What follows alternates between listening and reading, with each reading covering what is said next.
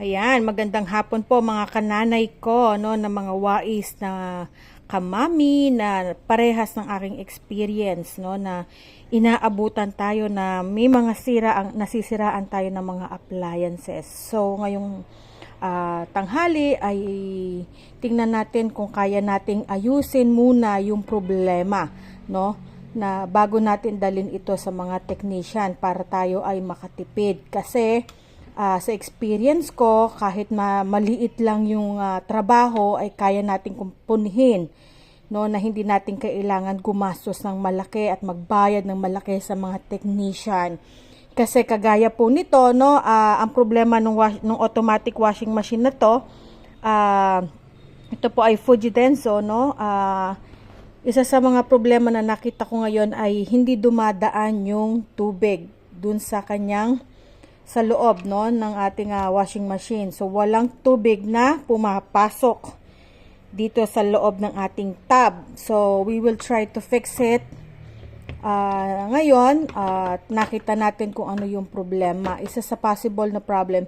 Usually ito po yung ating inlet, no, water inlet valve, na tinitingnan natin kung ito ba ay may bara o madumi lang na nililinis natin kadalasan. So kung ito po ay malinis kagaya nito, no, ay titingnan natin kung sa ibang kung ang problema naman ay yung kanyang bulb. Okay? Baka ang problema nito ay yung water inlet valve. So ito po yung dati, no, na nasira. Ito po yan. Binaklas ko po, no, and bumili ako ng replacement sa online. Ito ay nagkakahalaga lang ng 160 pesos. Imagine that. Pagka ito ay umayos, makakatipid tayo ng magkano? Halos makakatipid tayo ng 1,800 dahil minsan ang singil nila ay 2,000. Okay? So, let's try na ayusin natin ito using, papalitan po natin yung water inlet valve. So, stay tuned lang po kayo at ipapakita po natin kung paano gagawin.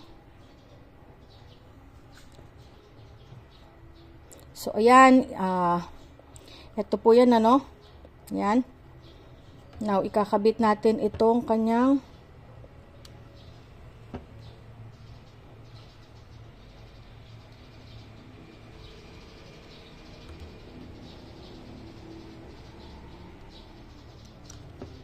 medyo naluwag na gawa nung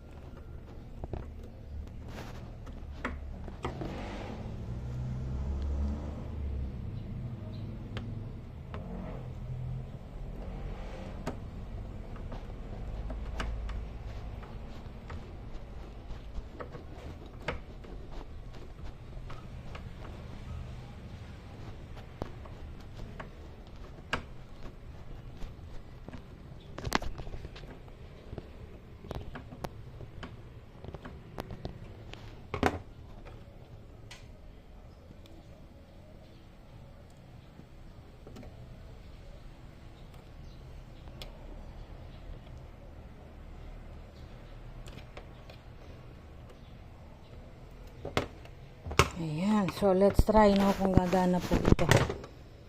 Kabit na muna natin. So, pakita ko po sa inyo pagka ito ay nagana na. Okay? Ayan, tingnan po natin kung ito ay gagana. Kinabit na po natin yung sa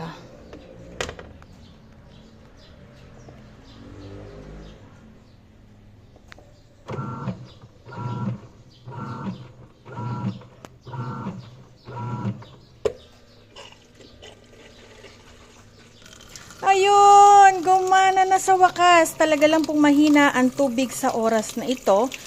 Pero finally, mga kamami ko, ayan, gumagana na at naglalagay na siya ng tubig. Ang laking bagay. Sobrang laki po ng itinipid ko. Ano? Panoorin nyo lang po yung video nito at may mga natutuklasan po ako na isi-share ko po sa inyo palagi para tayo ay maging makatipid ng malaki. Marami pong salamat and paki-like and follow po paki-subscribe ang aking channel. Marami pong salamat. Bye!